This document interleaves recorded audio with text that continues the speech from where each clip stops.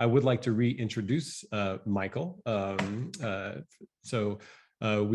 glad that we were able to find a time for you to join us after all, Michael, and the technology has not entirely prevented you from joining us. Michael is professor, author, and designer, teaches a class called Design History of Comics and Animation, which is a course he created at the Art Center College of Design. He's been writing on books and feature stories on art, design, and comics since the late 80s. And he lectures at cultural institutions around Southern California, including the Hammer Museum, Museum of Contemporary Art, CalArts, UCLA, and San Diego Comic-Con, one of my favorite things in the world. So we are very glad to have him talk with us today about bringing his expertise to bear on the world of Tenniel illustrations. And so please welcome Michael to kick off our Saturday program. Unmute. Oh, I see. I get. Okay. Anyway. There you go. Hello, I'm Michael Patrick Dooley, and I'm going to be talking about the Irish this morning. And some of you may find the images in my presentation offensive. It does include caricatures of race and ethnicity. So if you might be offended, come back here around 9 and we'll continue. Yeah. Okay. Next. Okay. So we're good so far. Keeping an eye on how many participants have bailed. So we're also talking about political cartooning here. Biased, disrespectful, offensive. These are all the most important job qualifications for any editorial cartoonist who's worth their salt. And just look at that Paul Conrad cartoon over in the upper right that he did back in 1999. And we can still feel that, can't we? But what's this all I hear about cartoonists getting busted? I'm not going to use the word canceled because that that word has lost all its meaning. For grotesque caricatures of Irish Catholics. It looks to me like the Irish have it pretty good here in America. I mean, 1960 we had JFK, and it's the climate today. It's not like Florida is working on any don't say gay legislation. So let's just jump right into it, shall we? Yeah, next. Oh, I see. I didn't, yeah. Okay, that was what was, yeah, it doesn't matter. Okay, that's yeah, that's fine. Keep going. I'll have to remember to say next. Yeah, there we go. Okay, so we're going to focus mostly on two people. Some of you may have at LCSNA may have heard of this guy, but next. A little slow. Okay, Thomas Nast, for those of you who aren't familiar, I consider him the most influential political cartoonist of the 19th century, and often justifiably referred to as the father of the American editorial cartoon. And he's been highly praised by Lincoln and Grant for helping to end the Civil War. And he's also crucial as having been part of Lincoln's reelection. And he's also helped out with other presidents, Grant, Garfield, Cleveland. Next. And so when I was speaking of Comic-Con, when I was a Will Eisner Comics Industry Awards judge 2 years ago, and deciding the nominees for the Will Eisner Hall of Fame, we got to pick two, and these were my two. And next. And then we had a nominee for, then we had several nominations for people to vote on. And this was, this would have been my third choice. And we got it on the voters' choice nominee list didn't make it. But the good news is just this past year, Nast was picked as a Judge's Choice winner. So next. And then things are happening like he had his name removed from the title of the Overseas Press Club's prestigious Thomas Nast Award. That happened in 2018. This was a screen grab from before that. Okay, next. And it was they were citing images such as this one.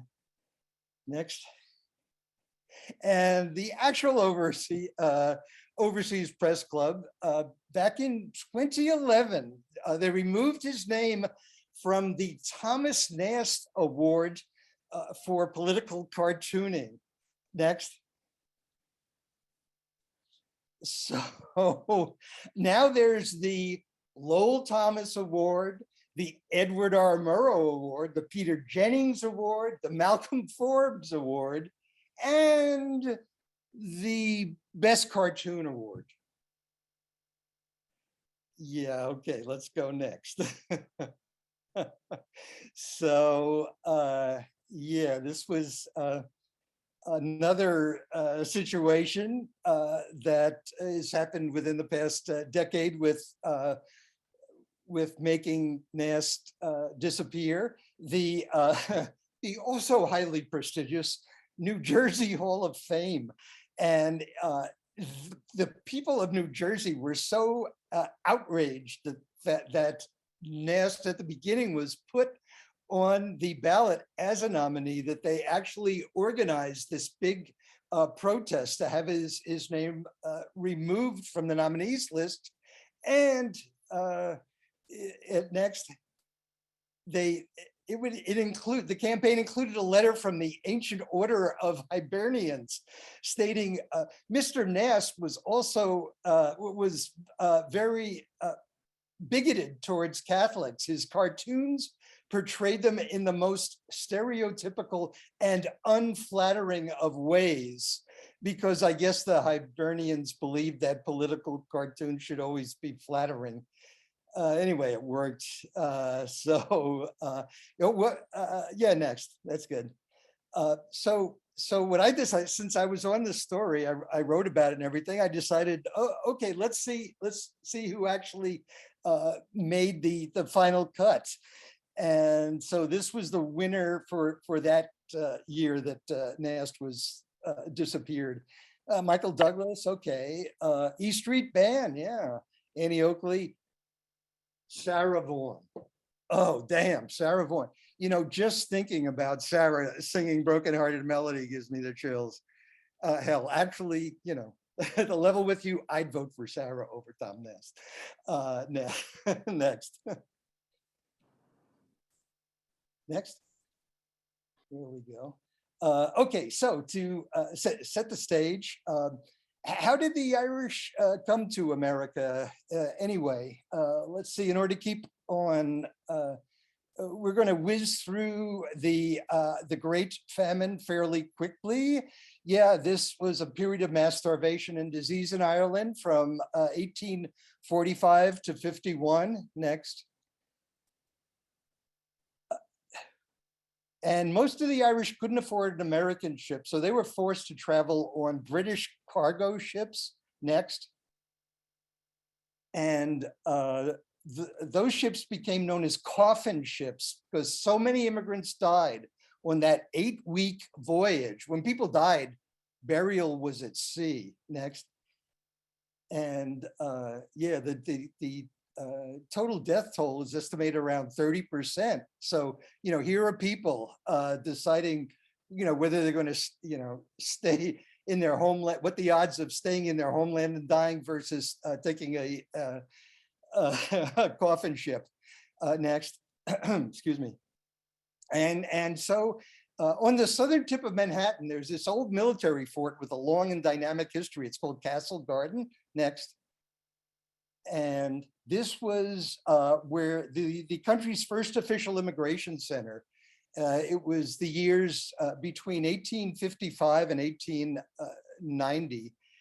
And its 35 years run, it welcomed over nearly 10 million immigrants from over 26 countries, including Emma Goldman, Nikola Tesla, Andrew Carnegie. Next.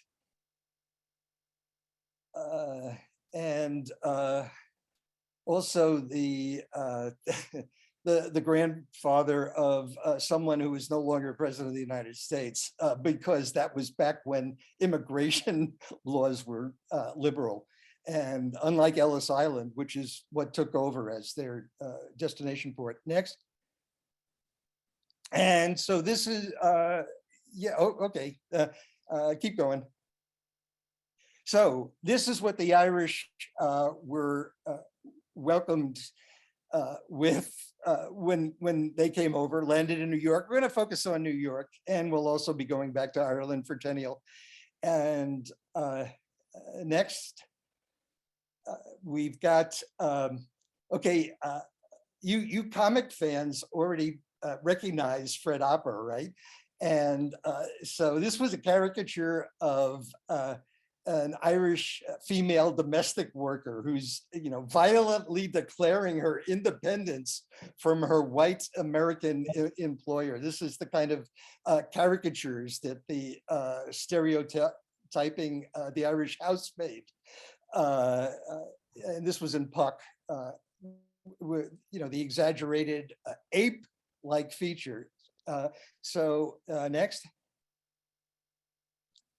And so now we get to Nast, who's working in New York on Harpers Weekly, a periodical that functioned as a news magazine. You can see a Journal of Civilization. Next. Oh, yeah, it runs smoother on my, it works. So yeah, this is next. Yeah, this was, he was doing Civil War pictures, basically. That's why he was hired, age 22. And this particular one is, basically it's a recreation. Obviously, it's like, okay, what happened in this area? And he will recreate it to the best of his abilities.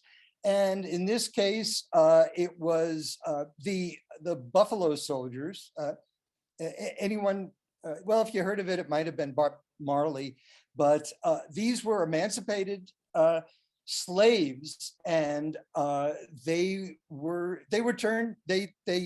signed up as Union soldiers, and this is them against a group of rebel soldiers, and they're putting the rebels in full retreat. The caption there is Negro Regiment in action. Next. And then shortly after he was hired, he was no longer necessary to cover the Civil War as much, because photography was giving much more of an impact. So, who needs artists when you have photographers? Next. Okay. Now, to get back to that simian look, it's like the late 18th and the 19th centuries.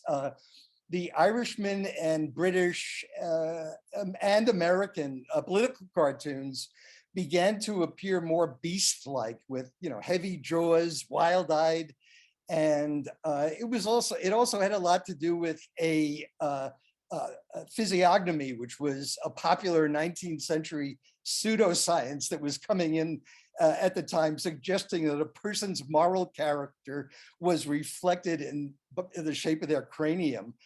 And the whole idea that Irish are less than fully white persisted. In fact, I guess that's that's what the primitive version of race theory education was back then.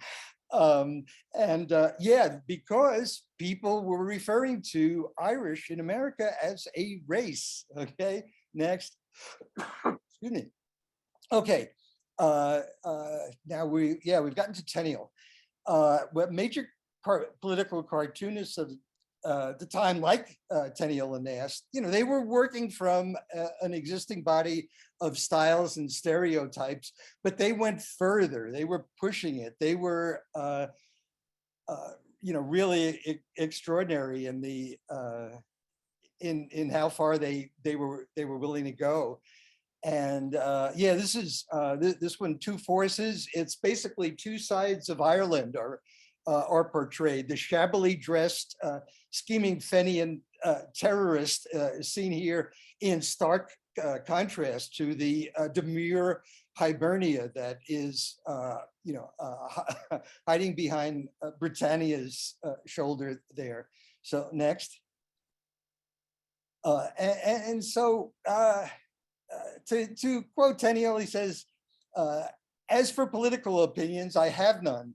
At least if I have my own little politics, I keep them to myself and profess only those of my paper. So it's like, work for hire. The editor tells me what to, maybe a little disingenuous. I haven't researched it that fully. Maybe some of you folks might know, but how racist were these individual creators of 8-man cartoons? And there actually appears to be no evidence that the prolific Punch cartoonist John Tenniel was especially bigoted against any one group of people. However, Punch's John Leach was more openly anti-Irish, as well as being anti-Jewish. Next. Okay, the Irish Frankenstein. Again, the simian figure, the knife dripping blood. We're going to see that knife in the artistic hands of Nast in a bit. So also drawn by Tenniel, and so this is this is one of those things where it's like, what's going on here with the knife? Anything like that? The deal is you need to know what was happening to put these things in context. This was drawn upon the murder of 2 British diplomats at Phoenix Park by nationalists who, the whole thing went down in history as the Phoenix Park murders. Next. And yeah, then we have the Fenian Guy Fawkes. In the mid-19th century, Irish people, in particular Fenians, were the radical wing of the nationalists, the physical force Irish, and they increasingly came to be portrayed as subhuman ape men and monsters in large numbers of British and American political cartoons. And here we have Tenniel going, it's like, here's the scene, surrounded by children. There's a mother feeding her baby in the background. And of course, the simian Fenians stride his barrel of gunpowder, and he's just lit the fuse. And again, context, right? In mid-December 1867, 2 Fenian prisoners were being held at Clerkenwell, and it was a working class area with a large residential population. And some of his Fenian buddies decided they were going to blow open the wall of the house of detention where in order to rescue these 2 men. So explosion, 6 people immediately died and 6 died later, and there were 120 people that were wounded. So people weren't looking kindly on the Fenians, right? Next. And here we have, Nast is such an admirer. He made it public that Tenniel was one of his main influences and inspirations. And as you can see here, more directly than not, this is a cartoon that's again, here's the ape-like Irishman, drunk. Battle of gunpowder again, and he's got all this aggression, and it's like he's sitting on top of it. He destroy it, he'll destroy himself in the process, but that's that's the sort of reflection of that kind of work, again, against the Fenians, the radical, the physical force nationalists. And yeah, they increasingly came to be portrayed as subhuman and monsters, because that's how a lot of people and political cartoonists were feeling. Next. Okay, and now here we have, now we're going to even get into it a little more deeply here. Reform is necessary in the foreign line. What's going on here with Nast's 1877 cartoon? This is showing Uncle Sam explaining assimilation to German and Irish immigrants. Next. Oh, yeah, next. And what he, or if you can back up, that'll be good. I just wanted to do a little zoom in close to, yeah, so you can get to see the banners that the Irish and German are holding up. Obviously St. Patrick and the snakes, and there's another saint who's not really a saint on the German sign that is actually he's a legend. The European anecdote credits him with the invention of beer. So that explains, that's not dynamite, that's a keg. And, that's how he was caricaturing the Germans. Anyway, okay, now we go next. And here we get to the Chinese question. And he's drawn, well, first off, you can see Colombia, trying to protect the Chinese people who were horribly persecuted. I mean, if you can get a copy of this, large copy where you can read it, this is this is back, before the days of Instascroll, where you really look at stuff. And so there was the ugly Irishman leading a gang of ruffians, and this was in specific reference to the riots in which predominantly Irish American mobs protested President Lincoln's Emancipation Proclamation. What did they do? Take a look in the background. They lynched blacks and they set fire to a colored orphan asylum. Okay, that's not imagination, that's fact. And that's not racism on Nast's part. As far as I'm concerned, that's rage. Next.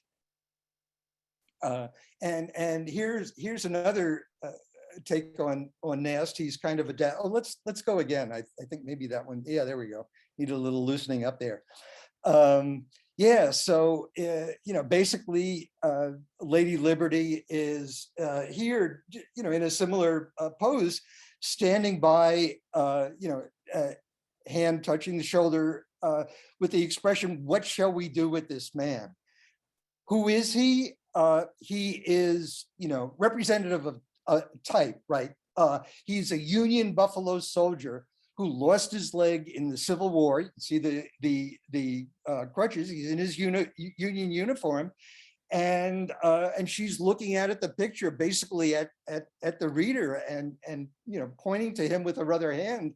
And it was like, what are we going to do for this, this person? And who luckily was able to come back. And yeah, this is to help the nation dealing with the whole Freeman situation, which wasn't easy. Next. Okay, now this one, yeah, this one here. Oh, I'm almost close to finishing.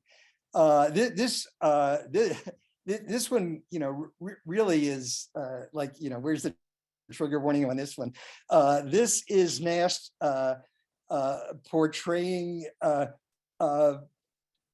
types. Okay, the idea is that they are representing certain types. In this case, if we go from right to left, we will go to the the wealthy businessman, the northern businessman. And it was in the midst of, there was a lot of voter fraud being caught back then, like real voter fraud. And then in the middle, a white Southerner, former Confederate, and he wields a knife. There's there's the Fenian knife again, that says the lost cause. And the lost cause is basically the ideology of the cause of the Confederacy. It's like he's pissed off about that. And then of course, you have once again the Irish, but you can see how specific he's being, and you can look at the details, and you can start saying, no, this is not Nast saying that all Irishmen are apes and the rest. It's again in context, that is, a specific type of Irishman, businessman, Southerner. And what are they doing? They are preventing the black man they're standing on from voting. You see him reaching for the ballot box, and this is something at this point I need to point out to you that back in this era, late 19th century, when you think of Republican and Democrat now, the roles were reversed. It's it's like Nast was a Republican, and back then it was the Democrats who were trying to stop the disenfranchised from voting, right? And these things are just so rich. It's like you're not there at the time, but you can still look back on them in context. Okay, next we got a couple more to go here. There we go. Let's okay. I think we're good there. We got it all. And almost finished. I needed to show basically Nast had a change in attitude towards former slaves that paralleled that of many of the Republicans, as they shifted from basically, which was an idealistic politics of the Reconstruction era to a more cynical politics of the Gilded Age. Again, without any context, you look at this and say, well, of course, Nast is completely racist against blacks and all the Irish, of course.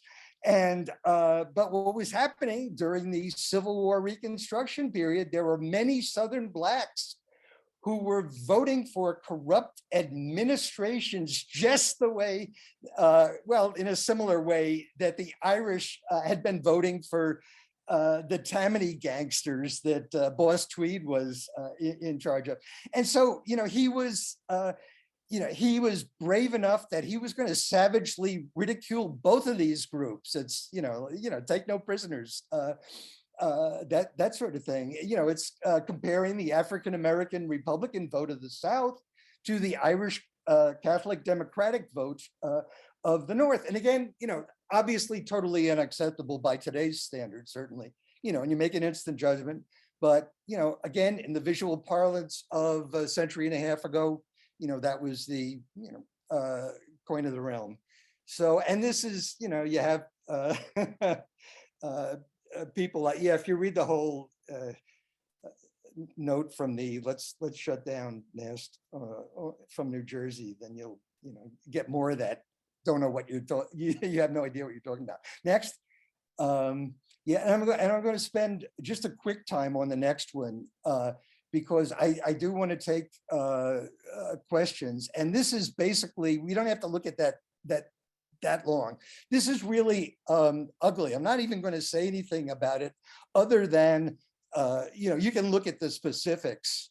And the main idea here is, yes, there were racist publications. In this case, it was out west. It was called the WASP. And they were excuse me, they were out and out bigots of every conceivable stripe. And the reason I'm showing this is because the one that I want to end on is actually one that was parodying that Nast did about 8 years before that. This was the wasp making fun of. Next. Next. Are we stuck? There we go. Okay. Okay, let's see. I guess you can't back up there at all, huh? Yeah, it jumped. I just wanted to, basically show you the whole picture first. If I could, yeah, there's my end slide. Yeah, can you go like 2 back, please? Because just basically what I want to do is set, that one before this is, here is, he was highly critical of Irish Americans, but here he was doing, this was 1869, and Nast and Lincoln was actually the one who proclaimed when Thanksgiving would be. So another thing to thank Lincoln for. And, and here is basically in Nast's woodcut here, this was his Republican vision at the time of America after the Civil War. It's like, everybody coming together, acting civilly to each other, enjoying, themselves in the feet, come one, come all, free and equal, very inclusive array, a whole spectrum of nationalities and immigrants. They're just waiting to be served, unlike those pigs in the other one who didn't even wait for Uncle Sam to get the live turkey, because people back then were too, that they hated, were too stupid to know enough to cook a turkey. And yeah, you have, Hale, the gang's all here, Columbia, again, Nast's favorite personification of American values. And okay, just that last one, then we're ready to go, and then we'll be we'll be wrapping it up. So the one before this, the next one before that, next, there we are. Okay, so yeah, this was my zoom in to wrap it up by showing you that look who Nast was considering as a deserving guest, actually a pair of deserving guests who are sitting right next to Uncle Sam at the table, right by his side. And yeah, you can see that it's an Irish person, well, 2 Irish people, and you look at the wife, I mean, and then my God, go back to that ugly caricature of they used to call these kind of women back then Bridget. That was like a nickname for these housekeepers who had more nerve than they should. And so this is it. And one last thing, look behind Uncle Sam. Look at the picture on the wall. Welcome. And you see what the sign is below it? Castle Green. This is for me what Nast's true essence is his true politics, his true philosophy, a united America. And that's it. Thank you. We're done. 10 minutes to spare. Oh yeah, that is not a caterpillar. That is a drawing, an illustration, a symbol, a representation of a concept, which is what these, oh, Kevin, hey. All right, yeah. Thank you. Names here. I haven't even looked yet. Thank you, Michael. I know Michaela Rogers, I know that you have a couple questions. We have time for maybe one if you'd like to ask. I'm game for any question, sure. Hey there, sorry, I was writing them down as I was doing. Just one. give somebody else a chance. No, I don't care. Can you speak on how and when cartoons became this very integral part of political discourse, giving a little background to when that, how this transformed over the course of the 19th or late 18th, early 19th century? Great question. Good. Yeah. It started with Ben Franklin's snake, of course, in terms of visibility. But again, why I was saying that Nast was, the most important political cartoonist is because, sometimes this stuff was going on. There were a lot of political cartoonists by the mid 19th century. But in terms of people who were making a name for themselves, it's like, recognition value and that sort of thing, and being really good. Like you look at the early 19th century and you see like tons of balloons with all sorts of copy in it, and it just goes on forever, and all the characters are stiff and wooden. And it was people like Nast and Tenniel that really made these characters come alive in a just incredibly wonderful, elegant way. And that's what made, that's what made people fall in love with them, take them seriously, and have them actually influencing people recruiting for the Civil War. That's what a lot of his center spreads for Harpers would get made into posters, and people would join up. He did he did another one where Lincoln was about to lose the re-election. He was, it was pretty tight. People in the North even were, and we're not getting anywhere. Anyway, you can look up the cartoon, but it was one of those things. That's why he was getting credit for helping Lincoln get pushed over into re-election. So yeah, great question. Thank you. I actually have a follow-up question based on what Okay. you just said. Sorry to anybody else who had a question. But did a similar sort of, I'm wondering whether in Ireland, did a backlash to these racist depictions produce a sort of joining of Sinn Féin in the same way that, as you just described, Nast cartoons in favor of the Union produce, a very direct political result? Are there any instances in the Irish context that you can point to? Another great question. Yeah, I only had a half hour, so I did what I could. But yeah, Sinn Féin are basically, they're not quite a reincarnation, but certainly that same spirit and that same attitude and the same feeling that similar feelings, different politics, different time, but yeah, there definitely can be a lineage being tracked. And again, the problem is that Ireland is still having their struggles with England. It wasn't bad that England caused a couple million people to emigrate and die. So it's still a struggle, and you can somewhat empathize with, if your family is starving, how far are you willing to go in times when there's like no food or anything? Let's see, I'm just reading my brother's question. Yes, it was just the Irish that he was being blackballed for.